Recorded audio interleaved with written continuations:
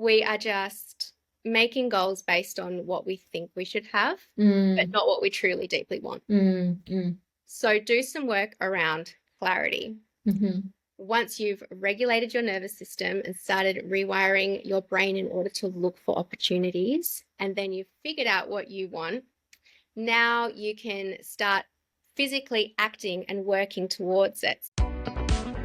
Hi there, and a warm welcome to the Habit Nerd podcast. I'm Dr. Bree Hearn, host and general nerd about all things habits. Over my 20 plus years working as a writer, educator, researcher, keynote speaker, and coach, I've realized that habits influence everything from our health to our productivity and even our relationships. It was Aristotle, in fact, who said we become what we repeatedly do. On this podcast, you'll learn from inspiring experts as they share the habits and systems that help them live happily, healthily, and to achieve enormous success in their chosen fields. Thanks for being here. I do hope that you enjoy the episode.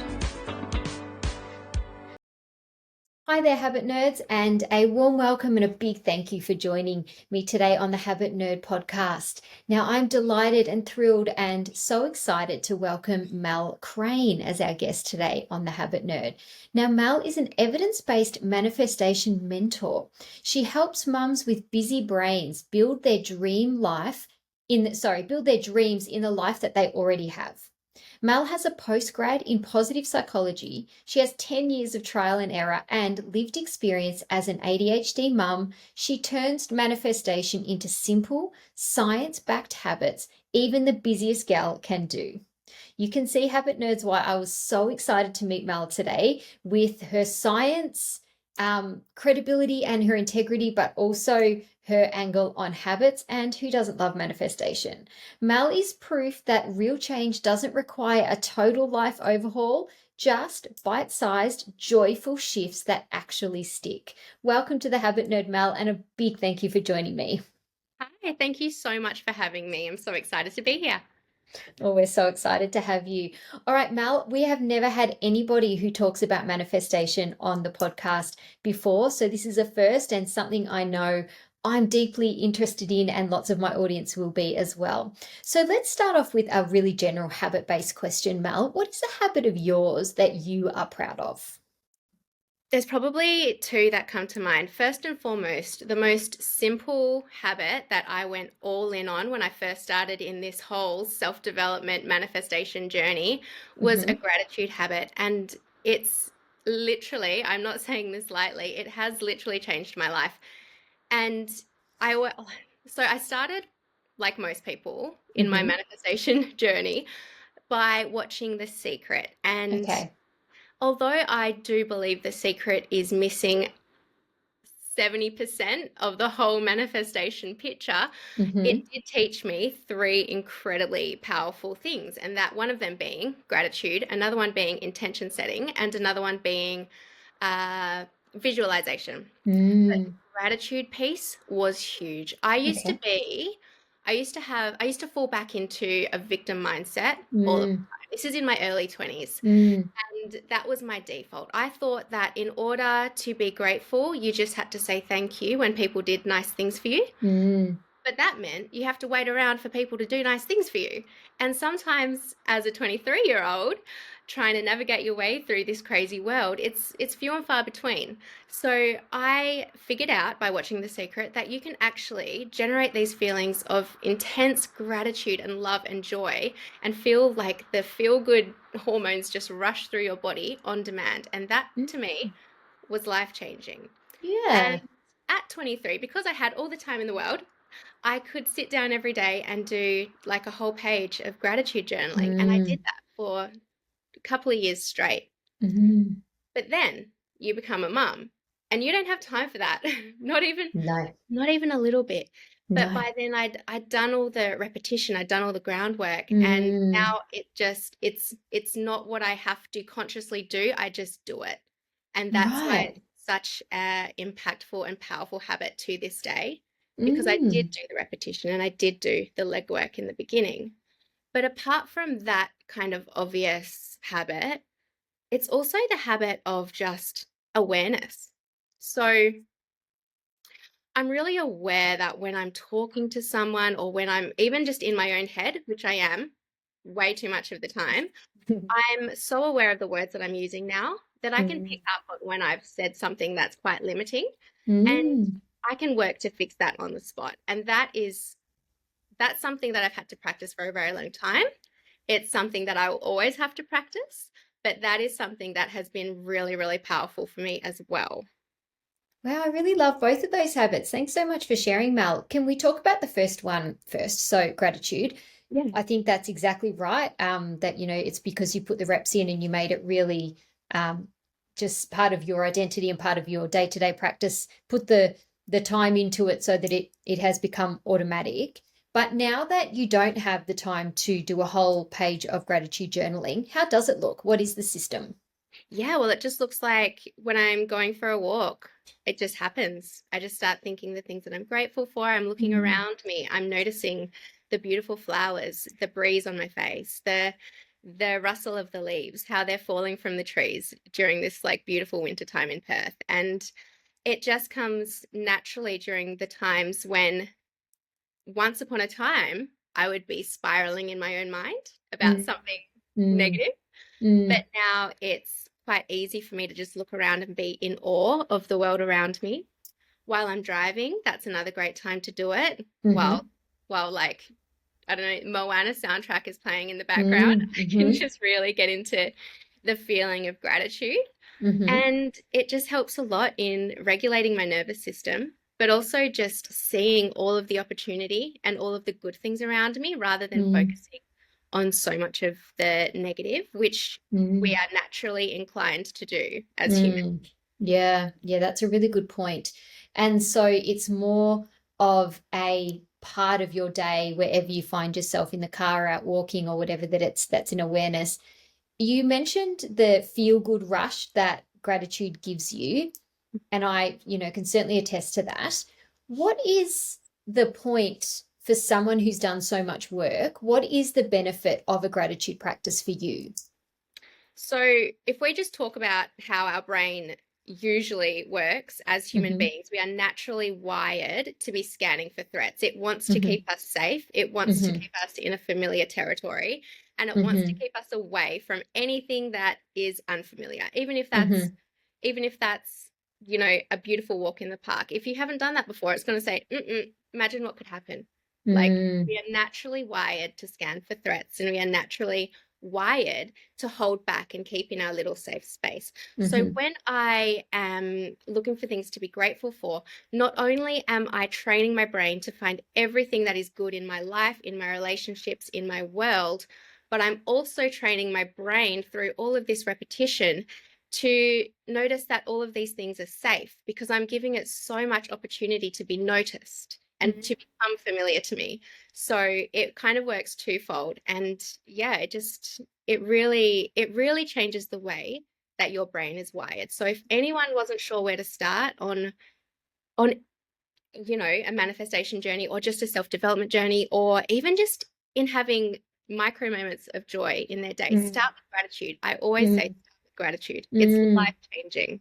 Yeah, I'm connecting with lots of other works that I've heard before meeting you, Mel, that would really resonate with that idea. One of them is Brené Brown, who I'm sure you know, and she says that gratitude and fear can't coexist in the same moment. And I'm always really struck by that, that if I feel myself frightened of something, if I've got some anxiety about something that might happen, or I'm nervous about something happening, if I become aware of that and flick that into what I'm grateful for. And I know Brene Brown's example is really familiar to parents. When you watch your child sleeping, this is her example, and you look at them and you say, oh my goodness, I love them so much. What if something happened to them? What if there was an accident? What if there was an illness or whatever? And you get that really constricting fear feeling in your stomach. She says you can't feel gratitude for your beautiful sleeping child at the same time as fear. So to be able to catch yourself and say, I'm so lucky to have them. Look how beautiful they are. Look what they brought to my life is just a very kind of a simple practice for me. And another thing I'm connecting with I love that you say it's just a great place to start and a really kind of low-hanging fruit for someone who wants to start manifestation. Because when I was lucky enough to see Gabby Bernstein a couple of weeks ago, and I know, Mel, you'd be more than familiar with all of her work, Yeah. her very simple starting is exactly what you've just said, in that it's about feeling good. It's just the first step is to feel good. And when you feel good, which is exactly what you're saying, looking for things that make you feel good, that make you feel warm or grateful or happy or excited, then the world produces more of that. And I love that what you said, it's about almost what you're taking implicitly in your brain and bringing it to the forefront to make it explicit is almost that idea of what you appreciate. So you'll see more of that throughout the day. So yeah, how wonderful. Yeah, that's exactly right. The more you're grateful for, the more you'll find things to be grateful for because you're literally training your brain to do that. And there's Mm, another great thing that I always do with my daughter at the end of the day. It's called three hmm. good things. And Okay. this also trains your brain to start looking out for the things that are great throughout the day. And so at the end of the day at the dinner table, she's nearly 3, so she's, Hmm. she's not she's not like she struggles. Obviously, Mm, she's 3 years old. She can barely form a sentence. mm, Anyway, we find things that we loved and we were grateful for throughout the hmm. day. So Hmm. instead of, if you have school age children, for example, instead of coming home and saying, "How was your day?" and they're like, Hmm. "Oh, I had to do a maths test and I did Mm, this, and this kid was mean to me at lunch, and this other kid took the ball away," and like we're naturally inclined to think of the bad things that happened. But if mm, you make it a habit to every night when you sit down at the dinner table to say, "What were 3 good things that happened today?" then hmm. over time, your child is going to be, or your partner or whoever is Mm, going to be like taking note of every little good thing that happened mm, throughout the day because they know mm. that mum's going Yeah. to ask them Come later, dinner time. yeah, Yes. what's Mm, going to happen. So that is another way to just train your brain to find the good and just it's a really lovely habit to do with the mm. whole family. I agree. And I think it's really lovely that you do it with your daughter. And I don't think there is an age that it's too young to do that because certainly you can do it and model it for them. But what I really love about that is when you do this with little kids, they'll say the same things over and over. But if you model the really tiny kind of very to other people might seem really insignificant things, then that will train them to look for things that aren't the big things that are repetitive. I played with my friends today. I'm grateful for my mum and I'm grateful for my dog, or whatever it is on repeat. As much as that's developmentally where they would be, how lovely to have that opportunity to really get them to hone in on the 3 good things. Yeah. Another way I think primary age kids and older kids might be able to connect with that is 3 good things that happened today. So it's not just the same, my friends, my teacher, my mum, or whatever. It's a connection that they shared at lunchtime during a game with their friends. So it's that really specific level of gratitude. So yeah, thank you for telling us that it's something that you do with your daughter as well. I think that's something that we can all learn from. Yeah. Now, Mel, many of us, and more, want to create a habit of manifesting or of manifestation. You and I share a research background, and I love that you teach that manifestation is actually rooted in science, that it's predictable, and that it can get real results. So, Mel, please teach us how to manifest what feels really good. Yeah, so I like to focus on 3 areas of manifestation, and I call Okay. them the 3 cogs of creation. So if Okay. you imagine a conveyor belt, and underneath that conveyor belt, you've got 3 cogs, and you've got to keep them moving at all times, which sounds like a lot of effort, but really these cogs, they are powered by our daily habits. So once Okay. something becomes a habit, it's not a massive effort anymore. You just do it.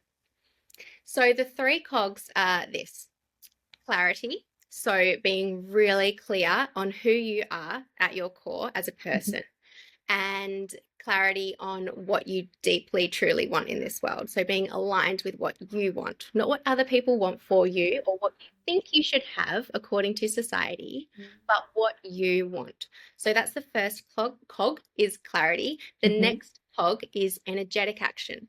So this is talking about regulating our nervous system and reprogramming our brain to be working with us rather than against us. Mm-hmm. And again, it's not as hard as it sounds. It just takes things like maybe you love meditating, or maybe you love breath work, or maybe you love long walks on the coast to regulate your nervous system. Maybe that looks like a gratitude practice. Maybe that looks like having that awareness around what you say and being able to pinpoint what your limiting beliefs are and knowing how to flip them into Mm-hmm. expansive beliefs. Mm-hmm. And then the third cog is physical action. So none of this matters if you're not physically taking the steps in order to make your desires, dreams, goals actually come true. This is what bothers me about The Secret. It gives across this message that this is magic, that you think about something in your mind, think about it enough, and it's just going to show up for you. But that is not the truth at all. You do have to do things in order to reprogram your mind so you can work towards something without sabotaging yourself. You do have to do things like sending the email or starting the Instagram account or filming the reels in order to get people to see who you are and what you see out of you, right? Like, that's just such a big step that I feel like The Secret forgot about or just to include. So those are our 3 cogs, and they all include these daily habits that, again, once they become habits, it's really not a lot of effort to keep them spinning and keep that conveyor belt with all of your desires on it coming towards you. So that is kind of a broad view of what manifestation is. But if I were to get a little bit about the brain, I would tell you to just first think about what you want. So what is your intention? What do you want out of this life? Who are you?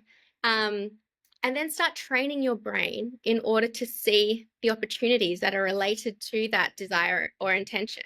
Train it to see them, because if we are feeling dysregulated, so we are in fight or flight or freeze, we are scanning for threats constantly, we can't see opportunity when it's related to the things that we want. If we are constantly thinking about what we can't do, what we don't want, then we're just going to be seeing things related to what we can't do and what we don't want.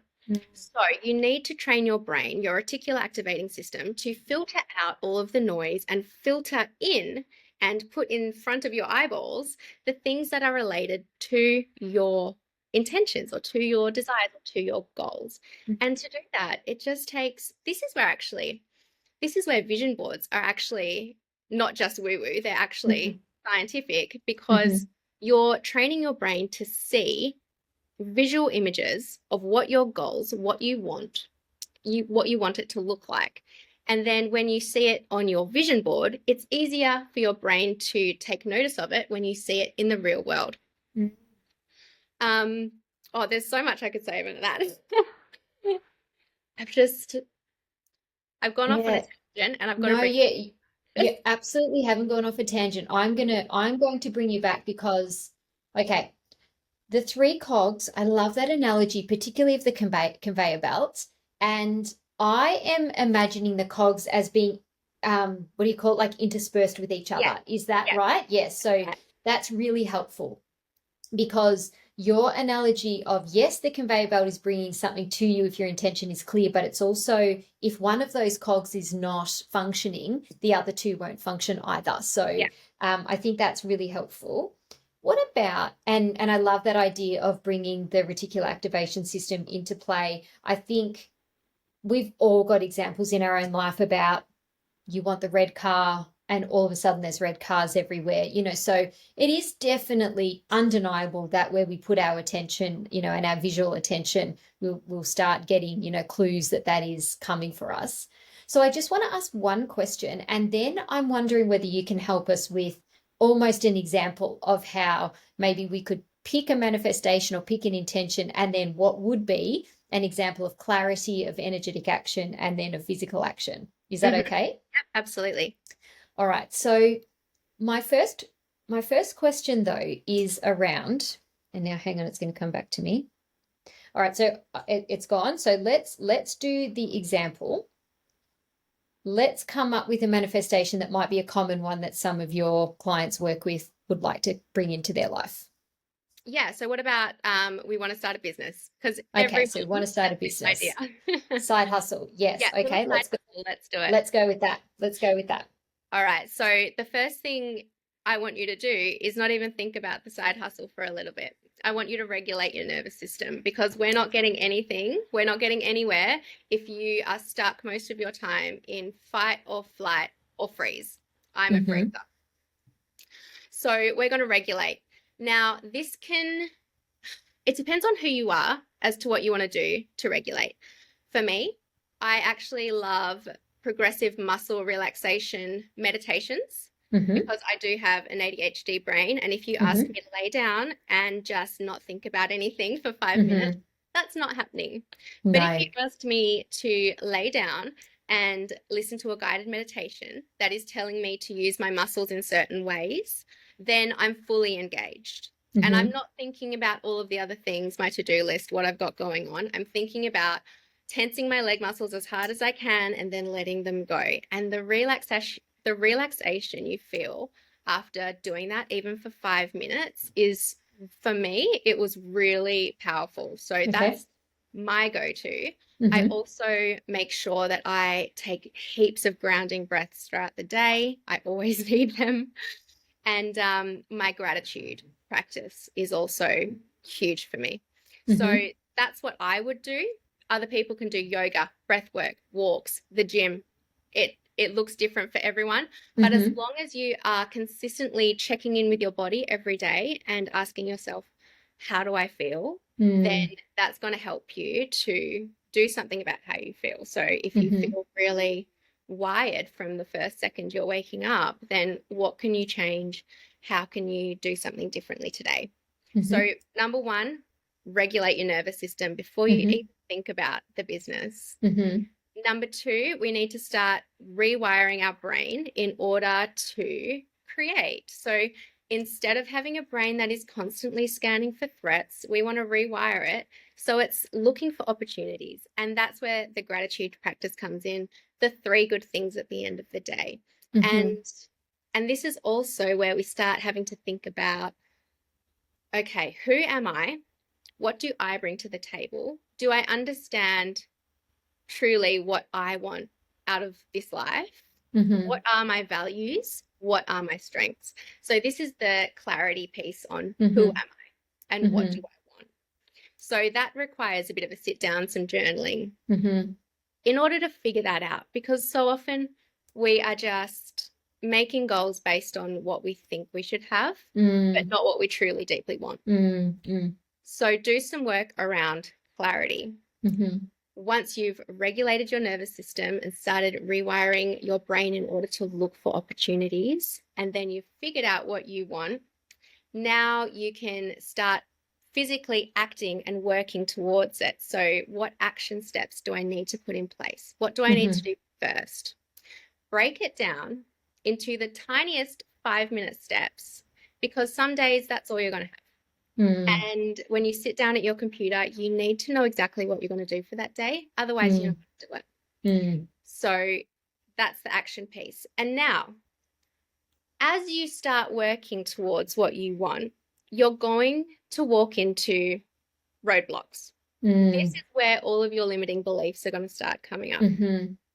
This is where I encourage people to have, at first, a journaling practice. Mm-hmm. Start journaling how you feel about whatever task it is today, or whatever's holding you back, or whatever you're feeling that's stopping you from moving towards your goal.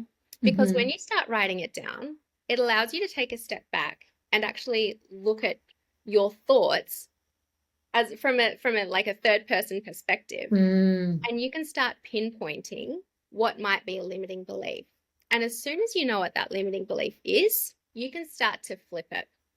And I'll tell you how to flip it. Let's say you have a limiting belief that says, I'm not confident, I can't show up on camera on my Mm.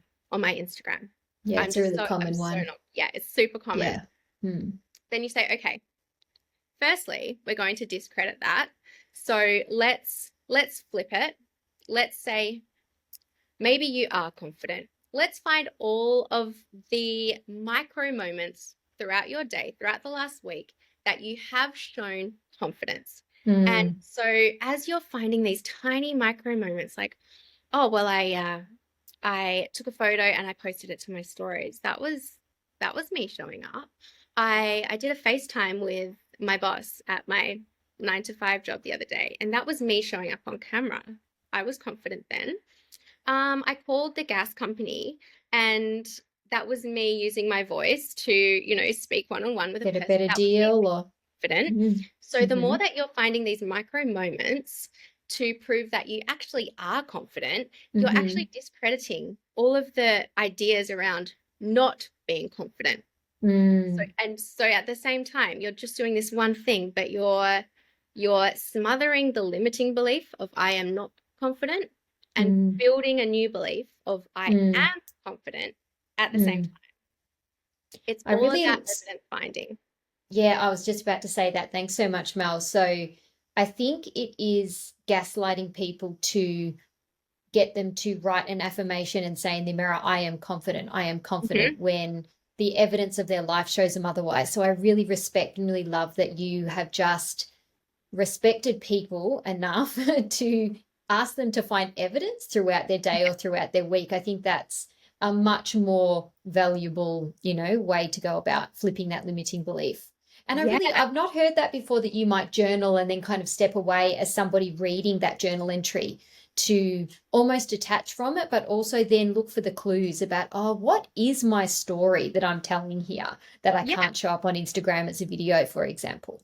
And if you have absolutely no idea what your limiting beliefs might be in there, voice note it into ChatGPT and ask it to find all of the limiting beliefs that may be underlying this paragraph that you've just written. And Mm. it'll give you a number of options, and you can read through them and just see how they sit. See if Mm. yeah, that makes sense, or no, that's not me at all. Like, use ChatGPT Oh, I just to love that. generate ideas. It doesn't have to be your therapist. I don't recommend that, but No, but just I do generate see that ideas. it's kind of the first step in terms of therapy, that you could just dump it in there and say, I'm really having trouble working through the weeds of what this story is. And then, as you say, if ChatGPT or another AI tool comes up with six, one might resonate with you. Exactly, exactly. So use that as your sounding board a little bit. I use Mm. ChatGPT all the time because I find it really hard to just generate ideas on the spot. I need to Mm. have examples first, and then it gets my brain going, and then I can Mm. figure out my own way forward. Yeah, what a great, I mean, that's why it's generative. So what a great practice. Yeah, yeah, it's really helpful. But I Mm. always say, going back to affirmations, I always say you have to unlock them first. So many people say, just repeat affirmations and you'll be fine. Mm. But if you're Mm. saying, I'm confident, I'm confident, I'm confident, but you've spent your whole life believing that you're not, then Mm. your subconscious is just going, no, Mm. mate, Yeah, wrong. you're full of it. You're not. Mm. Yeah. Yeah. And it's falling on deaf ears. So you've got to Mm. unlock it first. And the way you Mm. unlock it is to find the evidence that you are confident. And if being Mm. confident is something that you want, then I can guarantee you that being confident is something that you have experienced in the past. Mm. Because you won't Mm. want it if you've never experienced it before. Oh, So that's my find all of that question. evidence. So Yeah. remember I said I couldn't remember my question. That Yeah. was my question. And I think this one is key. When people want to start a manifestation practice, but they're not sure what they want, as in what should my manifestation be, what is actually important to me, what is my intention, would you agree that it is put on your heart for a reason, and the fact that you want it, even if it sounds outlandish or even if it sounds like something that would be completely out of the realm of possibility, you are thinking about that for a reason, and therefore that is worth paying attention to? I would definitely agree with that. Yeah. Mm. Nothing just, there's a reason you want it. There's something deep down that's made Mm. made your little ears spring up and go, "Oh, okay, this could be I something. I This is want to interesting." learn more about that, or yeah. And it's like, you would never catch me saying I want to be an Olympic athlete in something, because just not interested, couldn't care less. So therefore the things that I do want, oh, I must want them for a reason. So they're worth paying attention to. I just want to bring you back to something you said, which I find really interesting. When the limiting beliefs show up, is that, because I've heard other people say this, but I'd really love your insight on this, Mel, is the universe or is, whoever putting roadblocks in our place to almost check our resolve for how important the thing is to us? So is it an opportunity? So I don't think that there's someone out there named the universe who's that Mm-hmm. invested in us.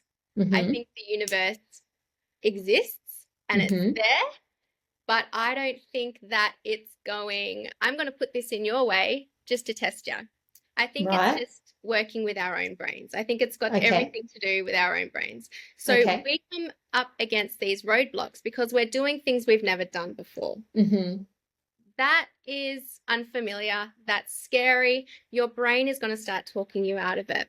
Mm. This is when you need to use all of the tools that you've gathered over the years in order to push your brain past it. So, this is where we Mm. visualize to make it more familiar to our brain. Mm. This is where we do the scary thing to prove to ourselves that we are capable. We're not proving Mm. anything to the universe, we're proving it to ourselves. That's Mm-hmm. my personal belief. I I find much more resonance with that, and it feels more within the realm of what we can do something about rather than throwing it up and hoping that, the universe or whoever's in a good mood that day and, Yeah. grants our desires. I suppose I really like framing it like that as an opportunity to investigate what's underneath those limiting beliefs to be able to, as you say, interrogate them and flip them. Mm-hmm. So in the case of our starting a business example, and I really like that you've brought visualization in there as well, because would it be a worthwhile practice to visualize yourself at a point down the road where your business is operating successfully and how that feels and how you're feeling whilst you're engaging in that work, for example? Yeah, visualization is so important because the act of visualizing is just making what you want feel safe. Because again, if Mm, it doesn't feel safe, you're going to sabotage yourself without even knowing it. mm, So if you can visualize yourself working in your business in a year's time, however long in the future that you want it to be, then it's familiarizing you with the steps that you'll be taking, the kind of person that you will need to become. mm, And when you become familiar with that, it's easier to actually step into that person and start mm, acting the way they need to act and mm, start believing the things that they'll need to believe. So, mm, visualization is such an important practice, and it's just all about building that familiarity with what you want because you've actually never experienced it. And the great thing about the brain is that it doesn't matter if it is imagined or happening in real life, it feels the same and mm. it's going to believe that it's real. So if you are an expert visualizer, then yeah, you're going to have a lot of success in being able to move through the blocks and moving towards that goal that you want. There's something really to be said for the, I suppose it's almost a neuroscience of once you've done a visualization and you wake up in that feeling of excitement because it's almost as if you've made it real in your own mind. And then that feeling of excitement is really worth paying attention to, isn't it? Because it's evidence that it's something that you really do want, which kind of goes back to that step one and that clarity piece. And I really love, I've heard a few people say this in different contexts, and I love it from a manifestation point of view, that our brain keeping us safe or fear is simply because we've never done it before, but that doesn't mean that you can't do it. So, we need to reframe imposter syndrome because everybody's an imposter before they've done something. Yeah. Everybody in the world before they've done something for the first time's never done it before. So, of course, it would feel unfamiliar. So, I think your really practical, very actionable tips about making that feel safe so that you can play in that space and not feel like it's otherworldly or something that is not for you, or I couldn't possibly do that because I feel so frightened when, I consider myself doing that. Exactly. And it's not about, I always get people to, if you're going to visualize, I want you to visualize not too far in the future because Mm, sometimes that can backfire. So if okay. we are visualizing this massive goal, like Mm, being the CEO of a multi-million dollar company, hmm. that there comes a point where that doesn't feel exciting. That feels terrifying. And Okay. that is going to actually do the opposite of what you want. And Mm, it's going to ignite even more uncertainty, even more unfamiliarity. And mm, so it's better to just visualize the next step okay. just because it's a smaller jump. And then that is easy to see yourself there. It's not that terrifying. It's totally believable. And you can just Right. take those steps up to the big goal. Right. So it's more, it feels safer and more likely because it's more realistic and it's more believable. Yeah. So just Yeah. work with your realm of comfort. So Mm, when things stop feeling exciting and start feeling terrifying, bring it back a bit. okay. But not back too much, I would imagine, No, because because it as feels we've like just stretch. said, yeah, we want to be able to expand past where we are comfortably playing at the moment. But so I really like your example about starting a business and needing to have a website and an Instagram account and show up on Instagram because they, that exposure in a business is one of the first steps. And as scary as that is, and, I've been there and I'm sure you've been there showing up online and what's everybody going to think, and that's so familiar to me. It's sort of a necessity, and it's a really great example of one small chunk of many chunks that it's going to take to land your first client, or whatever your business model is. Mm-hmm. Yeah, that's right. It's Mm. there's starting a business was probably a ambitious example because there is just so much to it. But if you have those tools, like what I mentioned about awareness of your thoughts and Hmm. being able to journal when you hit a roadblock and then finding the limiting beliefs in there, if you have these tools, you can just move through every little bump in the road and Mm. it's not going to be it's not going to stop you in your tracks. You're not going to self-sabotage too much. You can actually Mm. keep progressing forward. Mm.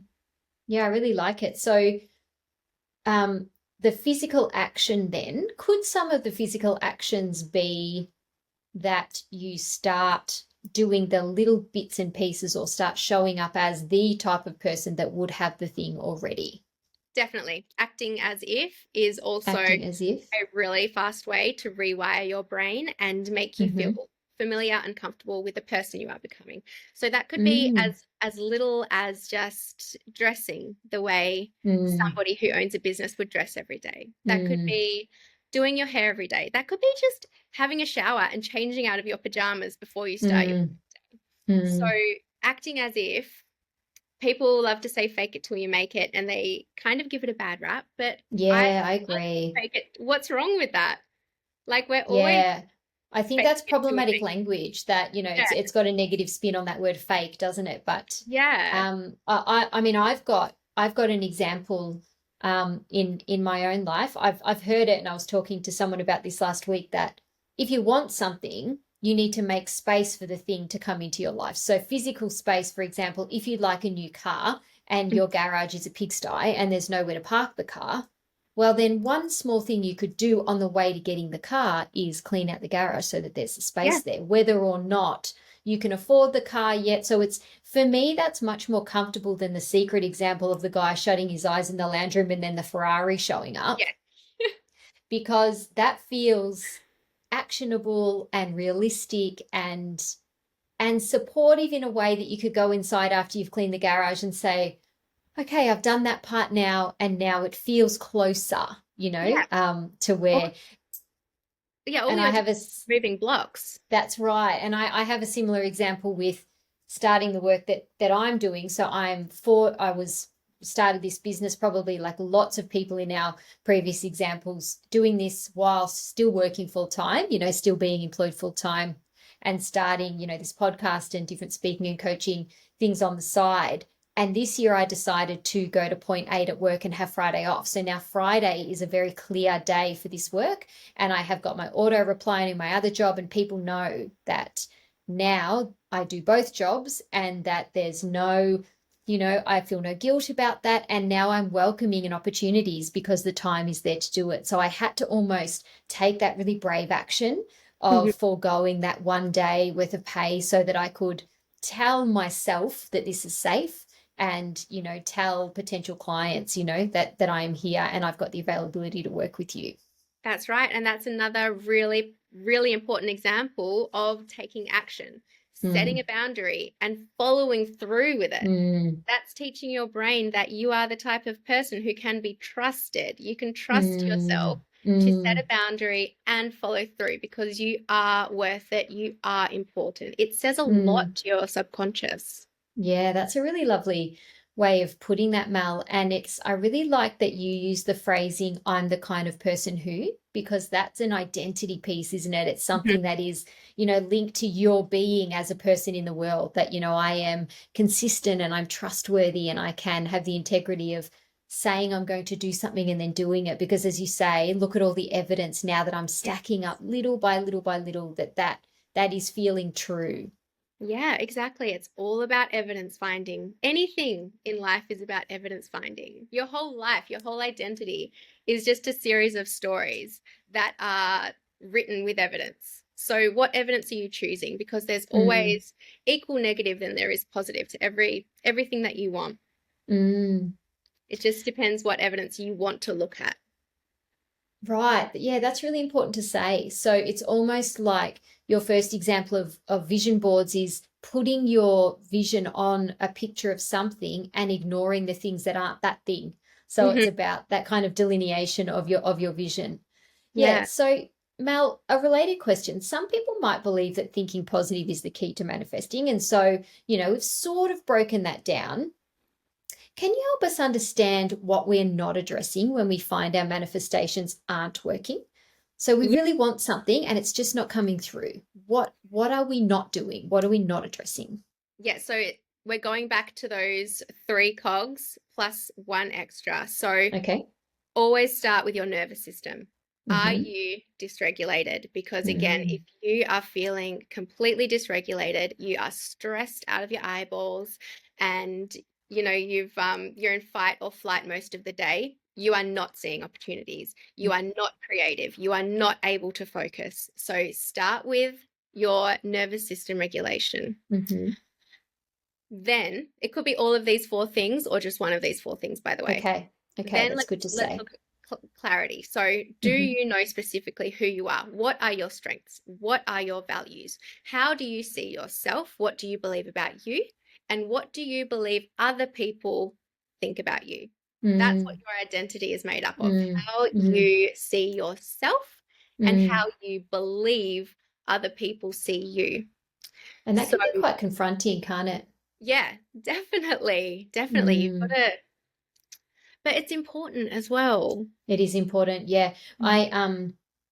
I'm sure listeners will be familiar with Dr. Emily Musgrove's work, and she talks about the milestone birthday speech. So when you're 50 or 60 or 70 or 80, you're at it's your birthday party and somebody in your life gets up and speaks about you, what would they say? And are you Mhm. happy with that? So, that's a really um, just sort of brief exercise. It's quite confronting actually about the sorts of ways that they're describing you, and does that align with how you want to be in the world, and is there an incongruence between how you see yourself and how maybe other people see you? So that's why I say that's tricky, but I love that that's the step after regulating and making your nervous system feel calm and safe, is that idea of clarity, how you see yourself and how others see you.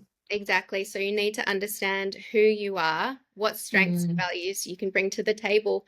But then you also have to have a really clear idea of what you truly want. So once mm, again, you can't do what society wants you to do. That could be mm, completely misaligned with who you are and what you want. So you need mm, to figure out what you truly want. And that might mean mm, you have to try a few different things and mm. listen to a few podcasts and see what takes your fancy and just follow that. But Mm. don't go to university just because you've been told your whole schooling life that that's the next step after high school. Yeah, or that you're good at something, Yeah, or that there's a particular strength if you hate it, for example. exactly. So what do you Mm. want? Not what everyone around you wants. What do you want? So Mm. nervous system regulation, then clarity, and then the energetic action piece. Hmm. So Hmm. are your limiting beliefs holding you back? Are you self-sabotaging all of the time? Is your brain wired for creation, or is it still wired to just be constantly scanning for threats and keeping you Mm. and Mm. where you are in your comfort zone? Mm. And then after that, are you taking action or are you procrastinating all the time? Are Mm. you pivoting between 100 different ideas and you don't know which step to take? Are you Mm. just not doing anything in the physical realm to chase your dreams or go after what you want? So, yeah, that's four areas that you really need to take a good hard look at. And once you've got all of them running smoothly, then there's nothing stopping you. I love that. I love that you have a framework for this, Mel. I just find that really helpful because it helps people. Certainly, I'm gaining a lot from that myself to be really reflective about imagining those four cogs. And if one's not turning, which one it is and what the issue there is. And for me, just, vulnerable personal story, the last one around taking action, I don't think I have an issue taking action. I think for me, sometimes the shiny object syndrome is taking 100 different actions Mm-hmm. and not particularly aligned actions sometimes. And I actually wonder if I was to journal about that and really hold a mirror up, is that serving that procrastination and helping me stay in a safe space? Because if I really leaned into the one thing I probably knew I needed to do, it would be really scary to do. Yeah. And so therefore it's going back to that second piece of making it safe, making myself feel like I can manage that. There is evidence in my life in other, scenarios where the thing I want to be able to do, I have done in really small ways, for example. So, yeah, Yeah. I find that hugely helpful Yeah, that's like what Elizabeth Gilbert says in Big Magic. She says, procrastination is just fear in high heels and a fancy coat. in acute address. Yeah. Yeah, and that's exactly what it is. So, what's Mm. scary about it? And then figure out Mm. what's scary, and then figure out why, or find the evidence to prove that you can do scary things. You can do Mm. hard things. You can move Mm. through this just like you've moved through every other hard thing in your life to date. Yeah, that's such a great way to put it. I've heard that, that you've got a 100% success rate of getting to today. Like you've survived everything up to today. So, there's no reason to say that you're not going to be able to, do the next thing as well. And I just find, as I say, I just find it's really respectful to people to find evidence and to not sort of, it's fraudulent and gaslighting to say, just feel good and you'll get there, or Yeah, write it on your mirror in lipstick, or because as you say, we're much smarter sometimes than we give ourselves credit for, and our subconscious will say, that's rubbish. What you're saying there is rubbish and you know it. So, that's exactly right. We can't outwit our subconscious. mm, It's there every step of the way, but we can give it evidence to help it to move in a new direction. yeah. And even just small directions, I think that's really empowering too. I think, another thing that um, the secret got wrong is the check arriving in the mail with $1 million or whatever it said on it. And if somebody is unemployed, well, that's just not going to happen. You're not going to close your eyes and get a check in the mail for $1 million. It's highly No. unlikely, and that as intelligent beings in the world, we know that's not going to happen. So it's far better to say, okay, I am kind of lit up by the idea that there'd be some financial abundance in my life and I'd feel safe having enough money for whatever it is that I want to do. And then looking for the ways that I have been able to make money in the past and potential to keep doing that, for example, rather than shut my eyes and expect a check that's glowing. Exactly right. And if you can start, so if you're, say, let's say, using the example where you don't have a job, but you want that check to just turn up. Every day that Mm-hmm. check doesn't turn up, you're a failure, and your brain is Mm. like, failed again, failed again, failed again. Mm. That does Mm. nothing for you apart from Mm. keep you even more stuck than you were before. Yeah. What is good instead is if you can find those tiny glimmers that could lead you in the right direction to Mm, earning more money today, mm, even if it's mm, $1 more today. So mm, that's where the gratitude comes into play. That's where nervous system regulation comes into play. That's where the rewiring to find the good in your life and training your reticular activating system to filter out all the noise and filter in everything to do with making money. So mm, it doesn't have to be these huge, grand things. It's mm, just little habits every day that can help you to find what you're looking for and mm. chase it. Yeah, it's much more empowering because it feels within the realm of our own action taking to be able to do that, doesn't it? That's Yeah. right. Because I was never happy with the idea that my life was at the whims of the universe. So, Mm, have I done enough today to please the universe? Probably not. yeah. So And who when it was, says? yeah, Mm, who says? I don't mm, like leaving things in the hands of others. It's up to mm, me. And that's why yeah. I know that I can train my own brain to get what I want. And Yeah, I anyone, love it. you just need a brain. And I love it. I think that's why I was drawn to your work in the first place, Mel, because, somebody who's a researcher myself, I'm very, and as I really lit up by this idea of creation, probably is what really excites me. So creating a life, creating parts of your life that you want. And so when I saw Mel Crane creates, like what a great tagline, but also just that, that positive psych background that we've actually can have an impact based on, very deliberate action and using our brain in a particular way. Really, I find that there's really integrity there, and I feel that's quite trustworthy. And I hope that our listeners certainly are resonating with that idea as well. I'm sure that they are.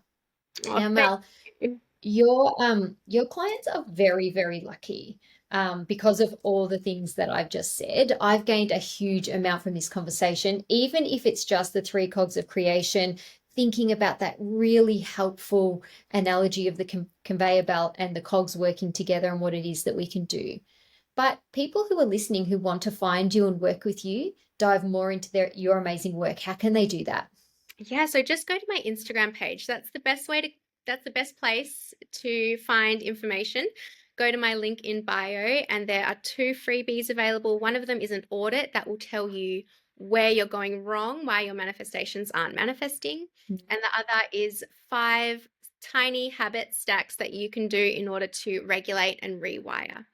And then from there, I'm working on the clarity code. It's called the Manifesting Mum Clarity Code. And this is all Mhm. about figuring out who you truly are, your strengths, your values, what you want out of this beautiful life. And over 30 days, we implement small habits and small activities in order to get you to a place where you have a lot of confidence in who you are and what you're here for. And what you want to bring in as a result. That sounds Exactly. Yeah. amazing. Yeah. Thanks, Mel. So I will obviously, I'd encourage everybody to go and check Mel's work out on Instagram. It's a really joyful place to be, actually. It's really, I really appreciate, your humor alongside, your knowledge. And that's certainly, it's a very, yeah, as I say, it's just really joyful. It's really, joyful and humorous content to consume. But I like that you've linked to those very helpful practical tools because, to help us regulate, I think I interviewed somebody a couple of weeks ago and she had a huge amount of nervous system regulating tools. And some of them you've mentioned today. I think people overlook just how important that step is. So I think, yeah, I think, and if you've got, a tool to help people do that, I would absolutely advocate that they check that out. And the other thing is to find that clarity in the first place can sometimes be a tricky step. So how lovely that you're going to support people to do that. And I know by the time this episode drops, the clarity code will be live. So I hope, people, Mhm. really go to your Instagram, your link in bio and access that great work. So Mel, I've gained, as I said, a huge amount from this conversation. Thank you for being so knowledgeable and thank you for being so generous with your time today. Thank you so much for having me. I've loved it. Thank you for tuning into this episode of The Habit Nerd. I hope you found some new inspiration, learned something new, or gained a fresh perspective.